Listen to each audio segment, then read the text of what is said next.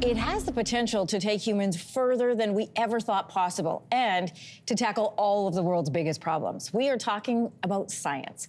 2024 was a banner year for major breakthroughs and discovery, and here to round out the most significant of them all is CTV science and technology specialist Dan Riskin. Welcome. Thank you. I love these year-end things because science really does just give you this feeling that, like, we did something this year and things are going well. But every year that we've done them, it really is almost like a milestone or a marker of what the world was living through at that time. Okay, let's start with the first one. They are creepy, they are icky, they are noisy. They're gorgeous. Well, but in a handful of U.S. states, cicadas, we know, were everywhere.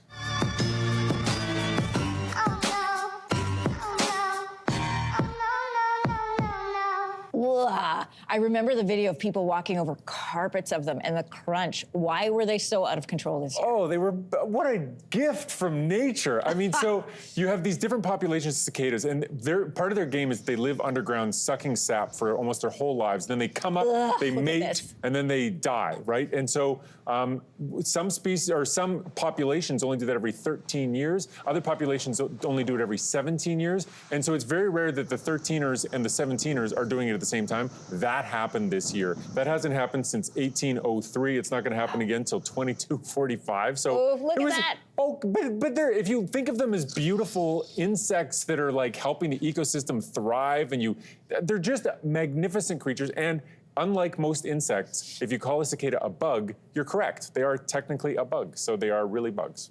Yeah, they bug me a lot. All right. It was supposed to last a week, but nearly 7 months later. I love this story. I'm fascinated by these two. Boeing's two astronauts, Butch Wilmore and Sunny Williams, they're still in space right now. Here's what they had to say midway through their time up there so far. We've been involved from the beginning through all the processes of assessing our spacecraft, Calypso, and it was trying at times. Trying at times, that's putting it lightly. What is the latest on Butch and Sunny? Well, the plan changed, and now they're on a normal sort of astronaut trajectory of completing a mission and going back on a normal SpaceX spacecraft. So they had to change the plan. The original plan was they would go up on this Boeing spacecraft. They would be there for just about a week, and then they would come back. And the spacecraft scared everybody because it wasn't behaving exactly the way they wanted. And we're at a time with the space race where we just don't take risks with astronauts. There's no point risking their lives. And so they just changed the mission, and everybody sort of told the story that they got stranded in space. But honestly, if you train your whole life to be an astronaut and you're told that you get to go up there and stay there for a year instead of a week, it's a good time. So they're both very happy to be up there. Okay, AI, let's talk about AI. Who isn't? Artificial intelligence is getting smarter every year. It's getting smarter every hour. Yeah. But this year, Google's AlphaFold stole the spotlight after its developers took the Nobel Prize for Chemistry. So what made the platform so significant? Well, this is a huge deal because it's something that, we had been chipping away at this as humans, trying to understand.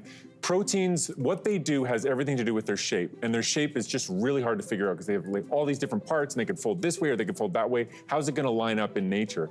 And humans have to take these X-ray diffraction patterns, and it takes forever to get one protein, and then you add it to the list.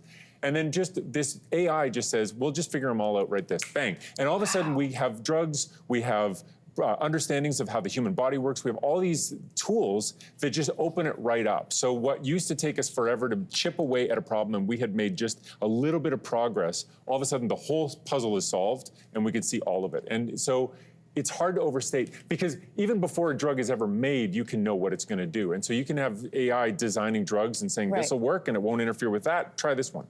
That is fascinating. All right, let's talk about a risky mission, but it did mark a major milestone in space exploration. We're talking about Polaris Dawn, the first time a commercial company conducted a space watch. We watched that live on this show. Here's a look back at that moment. Back at home, we all have a lot of work to do, but from here, Earth sure looks like a perfect world. So, there's the shot of when he is seeing it for the first time.